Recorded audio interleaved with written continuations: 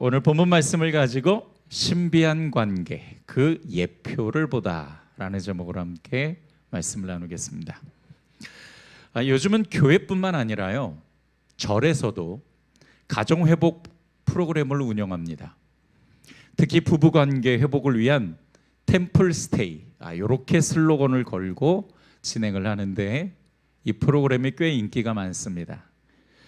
절에서뿐만 아니라 천주교에서도 마찬가지고요.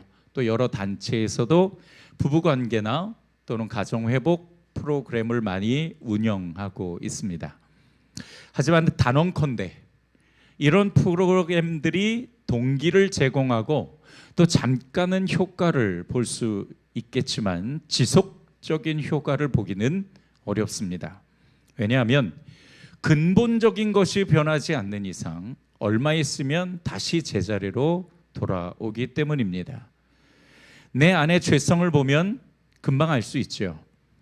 우리가 성령 세례를 받고 하나님을 만나는 놀라운 기적을 체험해도 금방 죄의 본능이 드러나는 것을 경험하죠.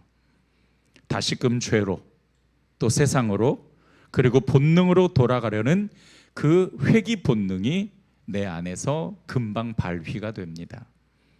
매일 그것과 싸워가며 예수님을 닮아가기를 도전하는 것이 신앙생활이고 또 우리가 감당해야 될 영적 전쟁이기도 하죠. 마찬가지입니다. 건강한 부부관계를 만들기 위해서는 사실은 일시적인 변화가 아니라 근본적인 변화가 필요합니다. 자, 그러면 사람의 근본적 변화는 어디에 있을까요? 종종 우리 그런 얘기합니다. 사람은 고쳐 쓰는 게 아니라고. 그런데요, 기독교에서는 그게 가능해요. 왜냐하면 사람을 창조하신 하나님이 그 변화를 만들어 내기 때문입니다. 그러면 사람의 근본적 변화는 어디에 있을까요? 다시 말하면 어떻게 사람이 근본적 변화를 경험할 수 있을까요? 그것은 바로 진리에 있습니다. 진리를 아는 데 있습니다. 하나님의 말씀을 통해서 나의 찢어진 그물을 고쳐가며 또한 예수님을 닮아가는 온전함을 이루어 간다면 근본적 변화를 경험할 수 있습니다. 물론 성령님이 역사하셔야지 지식적인 것만으로는 불가능하죠. 말씀을 배우면서 자기를 부인하고 나의 십자가를 매일 지면서 육신을 치는 훈련이 있다라고 한다면 근본적인 변화는 틀림없이 가능합니다. 물론 짧은 시간에 되는 것은 아닐 것입니다만 그러나 가능하다라는 것을 성경을 통해 우리가 확인할 수 있죠. 그러니까 가장 좋은 방법은 단기 프로그램을 통해서 동기를 얻고 또 도전받은 것을 지속적인 말씀 훈련으로 이어가면서 자신의 그 죄의 본성들을 고쳐가는 것. 그러면 점진적 변화를 통해서 성숙해져 가고 훌륭한 변화를 경험할 수 있을 것입니다. 오늘 말씀을 보게 되면 부부관계에 관해서 말씀하고 있습니다.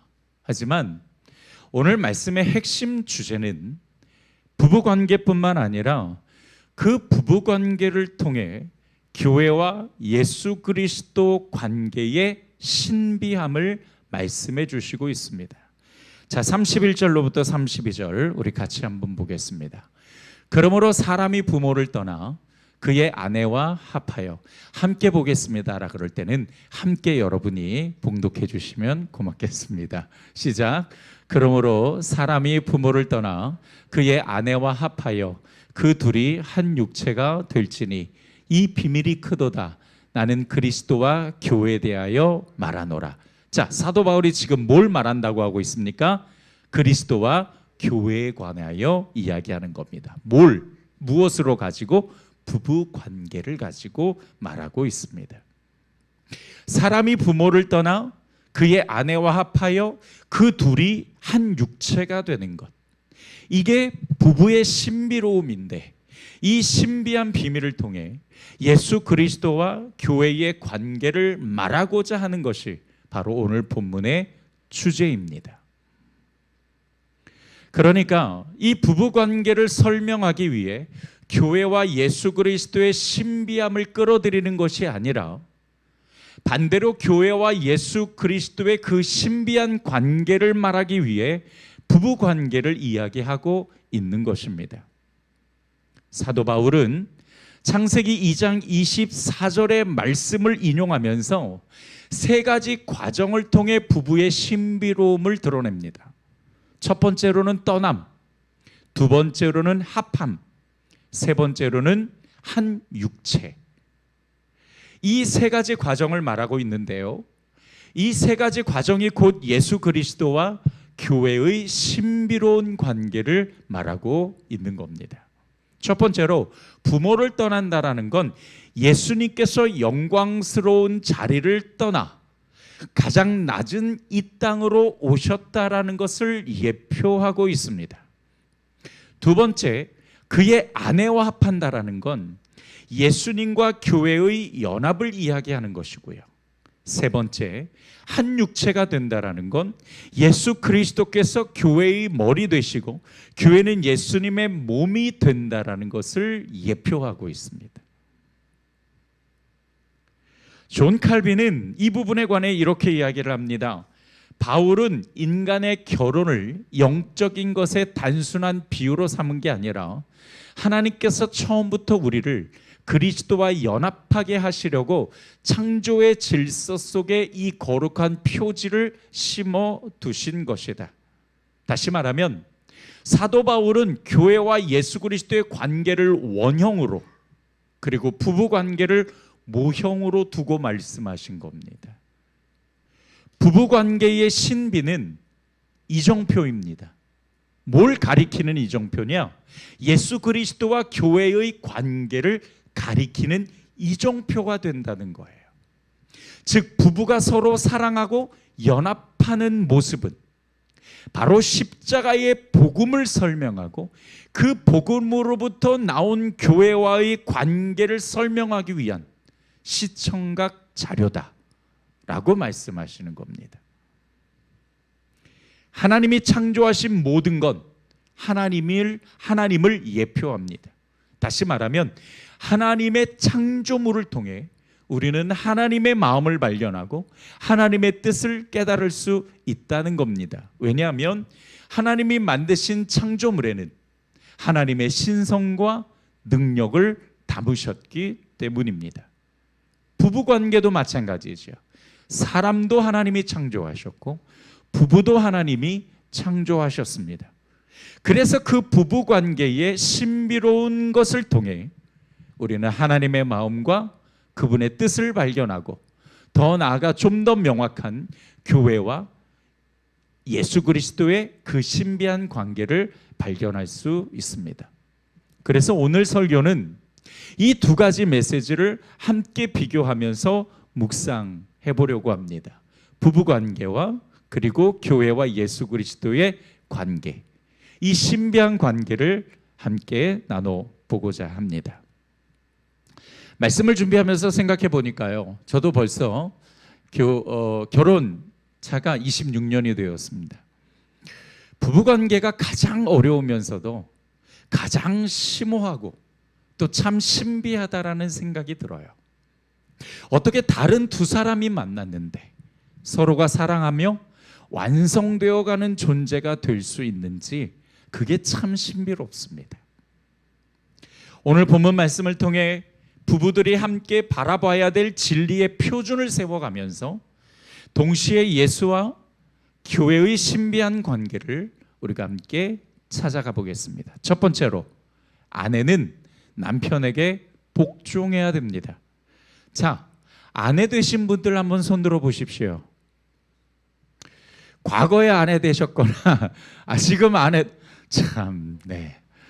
경험상 아내의 경험이 있다를 포함 나는 아내 된 사람이었거나 아내 된 사람이다. 손 들어 보십시오. 이순재 권사님 왜 손 안 드세요? 들으셨어요? 자, 그러면 우리 아내 되신 분들만 우리 첫 번째 대지를 한번 읽어보겠습니다. 시작. 아멘. 소리가 작으면 한 번 더 시키려고 그랬는데 아주 큰 소리로 해주셨습니다. 자, 22절로부터 23절 함께 보겠습니다. 아내들이여 자기 남편에게 복종하기를 주께 하듯 하라. 이는 남편이 아내의 머리됨이 그리스도께서 교회의 머리됨과 같음이니 그가 바로 몸의 구주시니라. 아내들은 남편에게 복종하라고 말씀하셨는데요, 이 복종이라는 단어에 욱하실 필요 없습니다. 성경에서 말씀하시는 복종은 인격적 위치를 말하는 것이 아니라 역할 면에서의 질서를 말씀하시는 것이기 때문입니다. 복종이라는 이 단어를 원문을 찾아보면은 아래에 배치하다 라는 뜻의 군사적 용어입니다. 또 이 단어는 주종관계를 나타낼 때 쓰기도 하는데요. 자, 근데 여러분, 복종과 비슷한 단어가 하나 있죠. 뭐가 있습니까? 순종, 그죠? 근데 사도 바울은 왜 순종이라는 좋은 단어를 놔두고 복종이라는 단어를 사용했을까요? 잘못 이해하면 욱할 수도 있는데 왜 복종이라는 단어를 일부러 사용했을까? 그 이유는요, 남편의 억압이나 강요에 의한 굴복이 아니라 하나님의 창조 질서를 인정하고 기꺼이 그 자신의 자리를 내어주신 하나님을 바라보며 능동적이고 자발적 헌신을 뜻하는 것이기 때문입니다. 다시 한번, 이 복종이라는 단어를 쓴 이유는 남편의 억압이나 강요에 의한 굴복이 아니라 하나님의 창조 질서를 인정하고 기꺼이 자신의 자리를 양보하는 능동적 자발적 헌신을 뜻하기 때문입니다. 복종은 역할과 질서에 의한 것입니다. 질서는 높고 낮음이 아닙니다. 하나님이 정해주신 역할의 위치입니다. 그러니까 역할면으로 보면 남편이 머리가 되는 거지 지위나 신분이 낮고 높음을 말씀하시는 것은 절대 아니라는 것이죠. 인격적인 위치에서 보면은 남성이나 여성은 다 똑같습니다. 둘 다 중요합니다. 그런데도 복종이라는 이 단어는 사실은 아담과 하와가 선악과를 따먹은 결과로 이루어진 새로운 편성된 육신의 질서입니다. 따라서 합시다. 육신의 질서. 원래 이 육신이라는 단어는 죄가 있기 이전 세상에서는 없는 단어입니다. 죄가 들어와서 관계가 깨지고 세상이 깨진 이후에 나타난 단어가 이 육신입니다. 그러니까 아담과 하와가 하나님이 먹지 말라 한 선악을 알게 하는 나무의 실과를 먹고 이후에 죄가 세상에 들어와 깨어지면서 새롭게 편성된, 재편성된 육신의 질서, 거기에 따른 복종입니다. 하나님께서 처음에 여자를 만드실 때 남자를 돕는 배필로 만드셨습니다. 그러니까 보통 남성들이 그봐, 너는 나를 위해 존재하는 사람이야, 이렇게 오해할 수 있지만, 그러나 돕는 배필이라는 뜻은 동역자라는 뜻입니다. 몇 대 몇? 그렇지요. 50대 50이나 5대 5나 1대 1. 이게 동역입니다. 그러니까 여성이 남성을 위해 존재하는 게 아니라 서로를 위해 존재하는 거죠. 하나님께서 아담에게 하와를 주실 때 그 아담이 혼자 있는 것이 좋지 않아 보였죠. 하나님께서 만드신 세상은 전부 굿이었습니다. 그러나 아담이 혼자 있는 것만이 낫굿이었어요. 좋지 않은 거였습니다. 그래서 그 낫굿을 다시 굿으로 만들기 위해서 하와를 만들어 주셨죠. 남자의 부족한 부분을 여성이 채우고 여성의 부족한 부분을 남성이 채우는 것. 그래서 불완전한 존재가 완전한 존재로 거듭나는 것, 이것이 하나님이 사람을 만드신 목적입니다. 죄가 있기 이전 하나님이 처음 세상을 만드시고 사람을 만드셨을 때는 누가 머리고 누가 몸이고 하는 것 없이 완전한 조화와 완전한 질서를 가지고 있었습니다. 마치 퍼즐 조각처럼. 여러분, 퍼즐 조각이 위에 있으면 중요하고 아래에 있으면 덜 중요합니까? 퍼즐 조각이 왼쪽에 있으면 덜 중요하고 오른쪽에 있으면 중요합니까? 그렇지 않죠. 퍼즐 조각은 다 중요합니다. 어느 하나만 빠져도 그림이 완성되지 않죠. 하나님께서는 남자의 부족한 부분을 여자의 퍼즐로 맞춰주신 거고, 여자의 부족한 부분을 남성의 퍼즐로 맞춰주신 겁니다. 그런데 선악과를 따먹고 난 다음에 죄로 인해서 사람의 몸이 육신이 되어버린 후에는 죄 이후의 질서가 새롭게 필요했던 거예요. 죄가 없는 완전한 세상에서는 서로가 완전한 질서를 지켜가니까 누가 몸이고 누가 머리일 필요가 없었지만, 죄가 들어오면서부터 새로운 육신의 질서가 필요했던 거죠. 이 육신의 질서에서, 역할적인 질서에서 남편이 머리의 역할을 하게 된 것입니다. 이것은 하나님이 정하신 죄가 이 땅에 들어오면서부터의 새로운 질서여서 이거는 원칙이 되었습니다. 자, 그러나 다시 한번 강조합니다. 인격이나 신분적 위치에서의 높고 낮음이 아니라 역할 면에서의 수평적 질서를 말씀하시는 거라는 것. 자, 그러나 한 가지 또한 우리 여성들이 주의할 것도 있죠. 복종이라는 것은 맹목적 복종이 아닙니다. 맹목적 침묵이나 무비판적 수용이 아니에요. 오늘 말씀에서 나오는 이 복종은 남편이 죄를 짓거나 성경에 위배되는 결정을 내릴 때에도 따라라, 이런 뜻은 아닙니다. 그래서 그리스도 안에서 복종이라는 단어가 나오죠. 그 복종의 원칙은 하나님의 말씀이고 그 복종의 원리는 성경이라는 뜻입니다.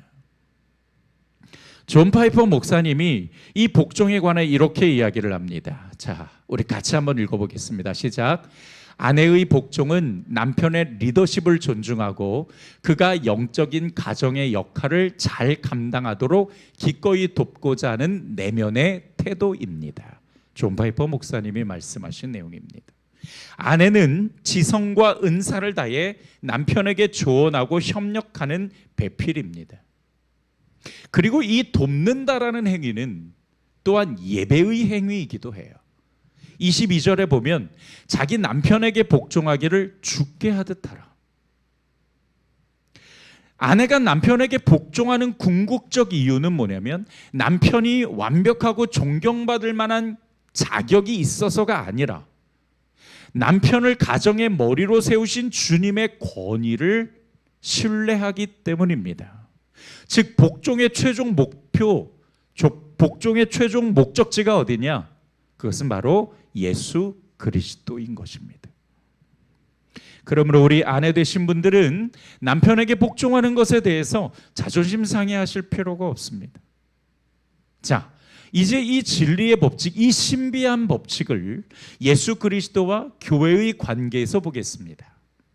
남편이 머리가 되듯 교회와 예수 그리스도의 관계에선 예수님이 머리의 역할을 하십니다. 자, 그럼 교회는 뭐가 되는 겁니까? 아내가 되는 것이지요. 교회는 머리 대신 예수님께 그래서 복종해야 하는 것입니다. 자, 앞서 복종이라는 것이 하나님의 창조 질서를 인정하고 기꺼이 자신의 자리를 내어주는 능동적이고 자발적 헌신이라고 말씀을 드렸죠. 그래서 교회가 예수 그리스도께 복종한다라는 것은 따라서 합시다. 능동적이고 자발적이며 헌신적이어야 한다. 능동적, 자발적, 헌신적. 이것이 교회된, 아내된 교회가 머리 대신 예수 그리스도께 복종해야 되는 태도입니다.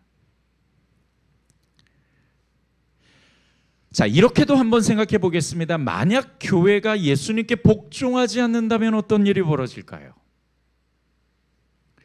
부부관계에서도 마찬가지겠습니다만 교회가 예수님께 복종하지 않으면 갈등이 일어납니다. 싸움이 일어나요. 이 갈등이라는 것은 말씀 밖을 벗어나는 것입니다. 자, 우리 27절을 우리 같이 한번 읽어보겠습니다. 시작. 자기 앞에 영광스러운 교회를 세우사 티나 주름 잡힌 것이나 이런 것들이 없이 거룩하고 흠이 없게 하려 하심이라. 아멘. 이것이 교회가 복종해야 될 이유입니다. 그리스도께 복종함으로써 교회는 죄의 주름이 펴지고 거룩하고 흠이 없게 되는 거죠. 반대로 우리가, 교회된 우리가 머리 대신 예수님께 복종하지 않는다면 우리는 죄의 주름을 가지고 있을 수밖에 없고, 하나님 앞에 거룩하고 흠이 없는 자가 아니라 거룩하지 못하고 흠이 있는 자로 서게 되는 것이죠. 이거는 하나님이 원하시는 모습이 아닙니다. 거룩하고 흠이 없는 것, 이것은 하나님이 우리를 자녀 삼으신 목적이기도 하거든요. 에베소서 1장 3절로부터 6절 말씀에 나오니까요. 자, 그러면 여러분, 교회가 예수님께 복종하는 건 어떻게 하는 겁니까? 그렇지요. 그건 곧 예수님의 뭐를 따르는 거예요? 말씀을 따르는 겁니다. 어제 청년부 수련회 강사님이 그런 말씀을 하시더라고요. 말씀으로 믿음의 공식을 만들어 놓지 않으면 세상의 성공 공식을 따르게 된다. 맞아요. 교회가 예수 그리스도의 말씀으로 공식을 만들어 놓지 않으면 이 교회도 세상의 공식을 따르게 됩니다. 세상의 법칙을 따르게 되고 세상의 질서를 따르게 될 거예요. 우리도 마찬가지입니다. 교회인 우리가 예수 그리스도의 말씀을 따르지 않으면 결국에서는 세상의 공식을 가지고 세상의 성공적 원리를 쫓아갈 수밖에 없게 되겠죠. 우리의 관점이 세상의 관점을 가지고, 우리의 노력이 세상의 성공적 노력을 가지고 예수 그리스도가 아닌 세상의 성공을 위해서 우리의 삶의 목적이 세워지고 그쪽으로 가게 될 것입니다. 하나님은 우리를 이렇게 만들지 않으셨거든요. 창세 전부터 우리를 택하셔서 하나님의 기뻐하신 뜻대로 이 세상에 보내실 때는 하나님 앞에 거룩하고 흠이 없는 자로 만들기 위해서, 세우기 위해서 우리를 이 땅에 보내셨는데, 우리가 주의 말씀을 따르지 않고 우리가 주님께 복종하지 않으면 결국 세상의 성공 공식이 우리의 삶의 공식이 되어 살아가게 될 수밖에 없다라는 것입니다. 우리가 말씀으로 신앙과 믿음의 공식을 만들어 놔야 예수 그리스도를 따르는 제자로서의 삶을 살아갈 수 있겠구나라는 깨달음을 얻게 됩니다. 아내가 남편에게 복종하듯 우리 교회가 예수 그리스도의 말씀에 복종하는 교회가 되기를 주님의 이름으로 축복합니다. 두 번째로, 남편은 아내를 위해 목숨을 버릴 각오로 사랑해야 됩니다. 남편 되신 분들 손 들어 보십시오. 예전에 남편이었거나 지금 남편이신 분, 우리 안수 집사님, 내 윤건사님한테 이를 거예요. 손 안 들었다고. 어머, 손도 안 들으시고. 자, 다 드셨습니까? 네, 내려주시고. 네, 자, 우리 2번을 우리 남편 되신 분들 크게 함께 읽겠습니다. 시작. 남편은 아내를 위해 목숨을 버릴 각오로 사랑해야 됩니다. 어떻게 사랑해야 된다고요? 목숨을 버릴 각오로 사랑해라. 자, 본문 25절을 보겠습니다. 우리 같이 한번 읽습니다. 시작. 남편들아, 아내 사랑하기를 그리스도께서 교회를 사랑하시고 그 교회를 위하여 자신을 주심같이 하라. 자, 또 28절을 한번 볼게요. 28절 같이 있습니다. 시작. 이와 같이 남편들도 자기 아내 사랑하기를 자기 자신과 같이 할지니 자기 아내를 사랑하는 자는 자기를 사랑하는 것이라. 아멘. 예수님께서요, 이 교회를 세우기 위해 자신의 목숨을 내어 주셨습니다. 그렇게 사랑해라 말씀하시는 거죠. 자, 우리 아내 되신 여성분들 저를 좀 봐주십시오. 복종이 쉽습니까? 죽는 게 쉽습니까? 복종이 쉽다니까요. 복종이 훨씬 쉽습니다. 아내들은 복종하면 되는데 남편들은 아내를 위해 목숨을 버릴 각오를 하고 사랑해야 되거든요. 지금은 남성 우월 사상이 많이 사라져서 이런 이야기를 하면 우리가 웃으면서 듣지만 사도 바울이 이 말씀을 주실 당시의 문화는 그렇지 않았습니다. 이 이야기는 정말 혁명적인 이야기였어요. 당시 로마 사회에서 남편들에게 아내를 향한 사랑을, 그것도 생명을 내어놓는 아가페 사랑을 요구한다? 이런 철학도 종교도 없었습니다. 이런 사상이 없었어요. 그저 그때 당시의 여성은 남성을 위해 존재하는 것이지 여성이 감히 이런 시대였던 거죠. 그런 시대에 남편들에게 아내를 위해 예수님이 목숨을 내어주신 것 같이 사랑하라. 이 말씀은 정말 혁명적인 것이었습니다. 에베소서 5장 전체에서 가장 많은 분량이 이 남편들에게 할애되어 있습니다. 그만큼 남편의 역할이 참 중요하다라는 것이죠. 남편의 머리됨은 군림하는 것이 아닙니다. 십자가에서 물과 피를 쏟으신 예수님처럼 철저하게 자신을 죽이면서 아내를 위해 희생하는 것이지요.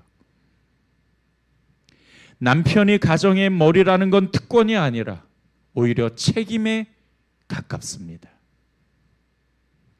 지배하는 남편이 아니라 기꺼이 내어주고 희생하는 남편.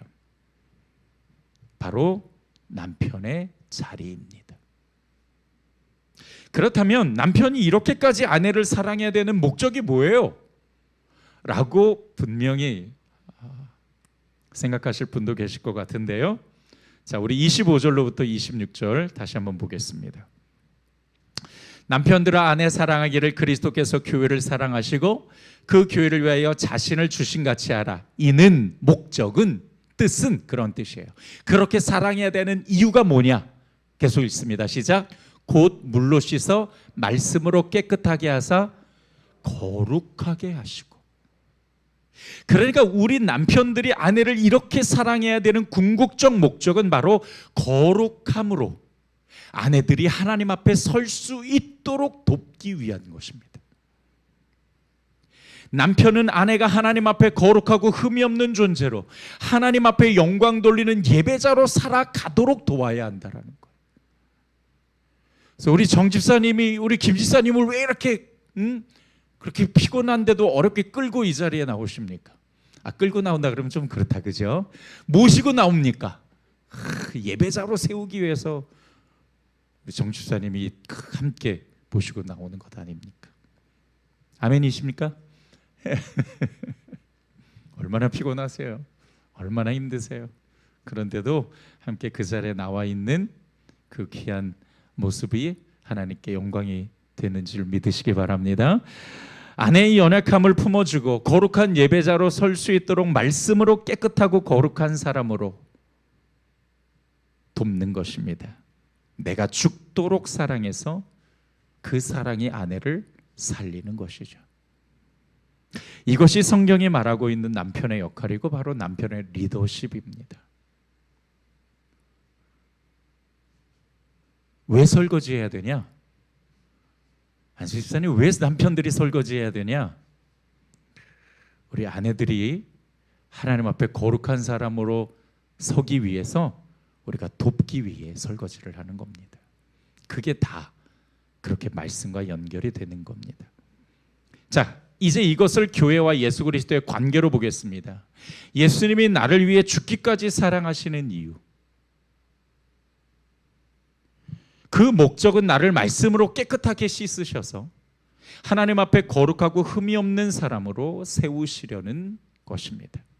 내가 말씀으로 거룩해지고 하나님 앞에 거룩한 예배자로 서는 것, 이것이 예수님이 나를 위해 십자가에서 죽으신 이유라는 걸 기억하시고 그 위대한 희생과 사랑을 깊이 묵상하고 감사하면서 우리 하나님 앞에 거룩한 예배자로 서는 부부들이 되기를 주님의 이름으로 축복합니다. 마지막 세 번째로, 그래서 부부는요, 협력하고 존중하는 관계여야 됩니다. 우리 아내 되신 분, 남편 되신 분, 우리 같이 함께 있습니다. 시작. 부부는 협력하고 존중해야 되는 관계입니다. 하나님께서 남편과 아내, 아내와 남편의 질서를 세우시면서 의도하신 것은 크게 두 가지입니다. 첫 번째로는 협력하는 관계로 가라. 부부는 불완전한 반쪽이 모여서 완전한 하나를 이루는 것입니다. 그래서 부부가 서로 협력할 때에 비로소 온전한 모습으로, 하나님이 기뻐하시는 모습으로 자라갈 수가 있는 것입니다. 두 번째, 그래서 서로를 존중해야 됩니다. 남성과 여성은 역할이 다르고 특성이 다릅니다. 다르다라는 것은 하나님이 다르게 만드셨기 때문에 다른 거예요. 그 다름을 존중하고 인정해 줄 수 있어야 되는 거예요. 너는 왜 나와 달라? 그러면 안 되지. 내가 시키는 대로 해가 아니라 당신의 그 다름을 내가 인정합니다. 차이가 있어서 비록 껄끄럽고 부딪히는 것들이 있지만 그러나 그것을 내가 감내하며 성숙한 모습으로 설 수 있도록 내가 돕겠습니다 라고 고백하는 것입니다.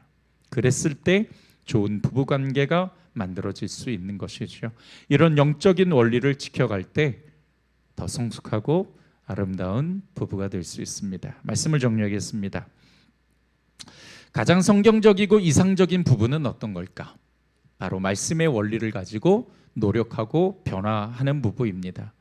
중요한 건 이 말씀의 원리를 원칙으로 삼고 표준으로 삼아 우리가 함께 노력해 가야 된다는 것이죠. 그랬을 때 좋은 부부관계를 만들어갈 수 있고 그 신비한 은혜로 교회와 예수 그리스도의 관계 또한 거룩하고 아름답게 세워갑니다. 우리 교회 모든 성도의 가정과 부부관계가 이렇게 말씀으로 세워지고 거룩한 가정이 되기를, 그로 더불어 우리 교회가 남편 되신 예수 그리스도와의 관계에서 복종하며 하나님이 기뻐하시는 거룩하고 또 흠이 없는 자로 세워질 수 있기를 주님의 이름으로 축복합니다. 기도하겠습니다. 좋으신 아버지 하나님, 오늘 말씀을 통해서 우리가 부부관계뿐만 아니라 예수와 그리고 교회의 관계를 함께 생각해 보았습니다.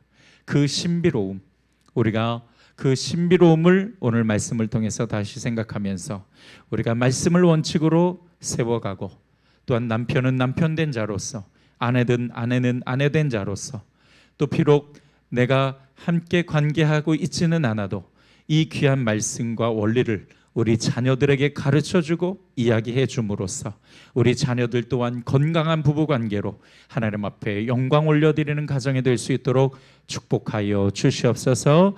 감사드리고 예수님의 이름으로 축복하오며 기도드렸습니다. 아멘.